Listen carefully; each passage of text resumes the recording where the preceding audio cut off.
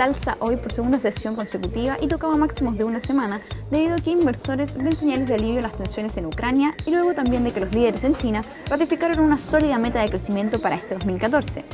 Los temores a una inmediata escalada en la tensión política en Ucrania disminuyeron cuando el presidente ruso Vladimir Putin dijo que solo usaría la fuerza contra ese país como último recurso, aunque también hizo una firme defensa de las acciones de Moscú en Crimea.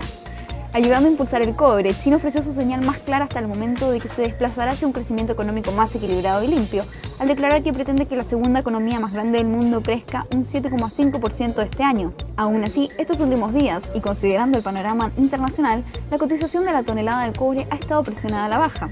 Las cifras de PMI manufacturero de China han respaldado las dudas sobre el crecimiento, dado que entraron a una zona de contracción, mientras que en Estados Unidos la fuerte temporada invernal ha provocado también escepticismo en la mejora de la economía norteamericana.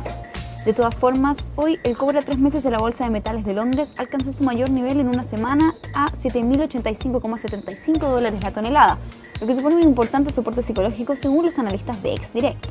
La pérdida de este soporte podría entregar una fuerte presión bajista sobre su cotización.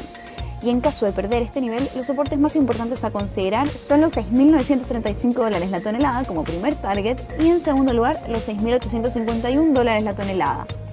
Con todo, la recomendación desde los analistas de XDirect es tomar posiciones cortas sobre el cobre a partir de los $6.988 la tonelada en búsqueda de los $6.851 si es que alguno de estos días llegara a cerrar bajo los $7.000 la tonelada.